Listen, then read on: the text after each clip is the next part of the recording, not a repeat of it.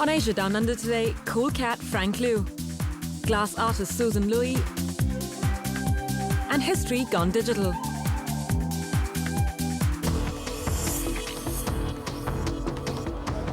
Hello and welcome to a special episode of Asia Down Under. We're here today at the Rising Dragon Soaring Bananas Conference, where the Chinese community of New Zealand has come together to celebrate the stories and achievements of its personalities. Join us today as we take part in this exciting and inspiring event.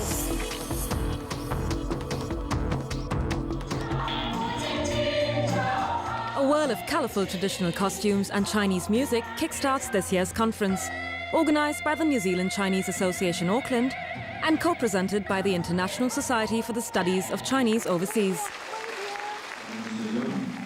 The point of difference is that we now got an association for this conference with the International Society of the Study for Chinese Overseas, which brings us the perspective of a global Chinese community in addition to our New Zealand Chinese community. I think it's going to be a good turnout and we're expecting a great conference. International delegates from Singapore, Hong Kong, Canada and even Cuba, among others, graced the event. New and familiar faces from here and abroad filled Auckland University's Fale Pacifica in eager anticipation. Well, I think people got to get a better understanding of what the Chinese diaspora throughout the world is trying to achieve, and that they're dedicated to the countries of where they are. More than 80 speakers have been invited to talk at the conference. For the next 2 days, more than 25 sessions will highlight the impact and contributions of Chinese communities, both here in New Zealand and around the world. And we begin with a session presented by the young and the hip. Blogger and businessman Frank Liew was one of those selected to speak at the session, aptly titled Creative Cool Chinese. Consumer base.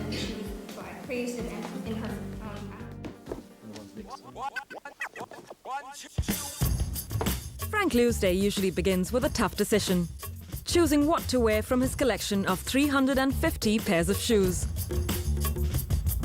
Since I was a kid, I was always like to hoard stuff. I never like to throw things away or to get rid of them, even though they were broken or some kind of was a problem with them. I used to see some kind of value in everything that I had.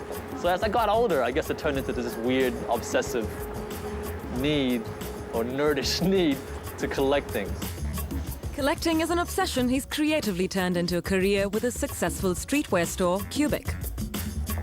You know what? Personally, I think that creativity, the need to succeed, the drive that makes people do what they want to do should have absolutely nothing to do with your ethnicity. What Cubic is a collective of cool.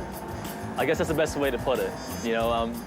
A lot of the things that we sell in here, they're pretty normal things if you look at it at the end of the day. They're jeans, they're t-shirts, they're shoes, bicycle parts, but it's always something that has got a little twist on it. Hosting the successful Live Strong campaign for Nike, selling customized bicycles and unique streetwear is a natural extension of his passion for creativity and design and encouraging informed buying habits. I think it's different looking at it from the outside. You might look in and you say, wow, it's just consumerism, it's just material want, it's just buying, buying, buying. But as I said to you the other day, buying is not part of the culture. It's the seeking of it, seeking cool, different things that you may not find elsewhere, and understanding why a certain kind of product is this much better, or why does it cost this much, or where it was made, who it was designed by. These are all kind of cool little things that people really enjoy learning about. I don't think language at all is any kind of barrier or difficulty or even handicap to be creative or for good design. In the Western world, a lot of people seem to have this no care, sort of carefree attitude about approaching art, creativity, or design, right? But sometimes I feel like, when I'm in a lot of the Asian sort of communities, like say in Hong Kong or whatever, a lot of people are very concerned about the way they look to others.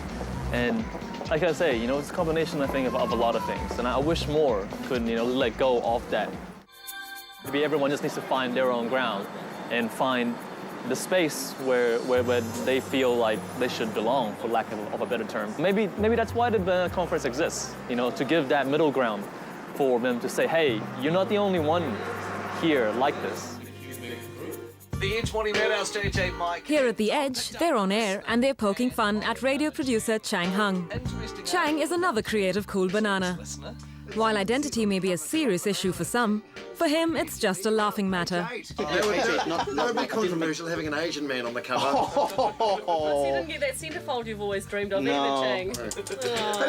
For this school dropout turned producer of Morning Madhouse on Auckland's Edge FM, a bit of self-deprecating humour certainly has this banana in splits. Your life in Fiji, would you be like a fruit burst? You're actually not even a real banana, you're more like a fake banana.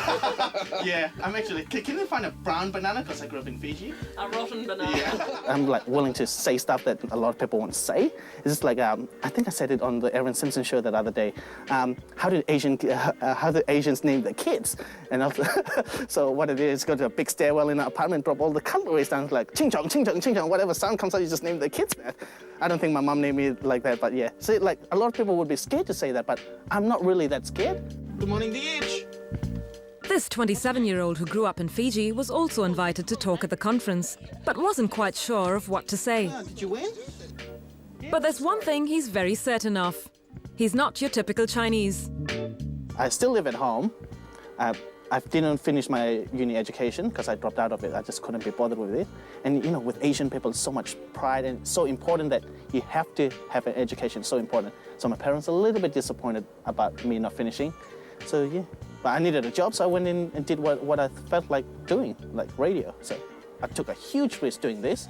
I left school without telling my parents. So every day they thought I was going to uni, I was actually coming to work. So yeah, so I just took a huge risk, but then they found out when they offered me a full-time job on my 21st birthday. Taking the unconventional path and ignoring cultural stereotypes made Chang the only Asian to win the prestigious New Zealand Broadcaster of the Year award in 2005. And more recently, a role on TV2's The Aaron Simpson Show. Well, it taught me that I could do it. I could come into an industry where there's not much Chinese dominated. When you see a radio station or even TV at the moment, there's not much Asian people on it. So I'm kind of breaking through, like saying Asian people can do it. It's all about how much effort you put into what you do. Like when I first got this job, I put 110% into it and I got paid nothing. So $10 an hour and only like once a week. So, but I still stuck around, sat around here so that I could get something out of myself, so make something out of myself. As for the term banana, for his workmates, it's almost irrelevant. It's the first time I've heard of it, and I've asked around, and nobody at work has ever heard from it before. So it's like something that the Asian community knows about, but nobody else knows about it. No. To be honest, I don't care. As long as he does the job properly, I don't care where he comes from. For this rising dragon, life on the airwaves through his radio show remains more than just a job. It's just not a job to me, working here at the Edge and also at the Aaron Simpson Show. It's like family to me, because actually, yeah, it's like family to me. It's not a job. It's not about the money. It's about the people.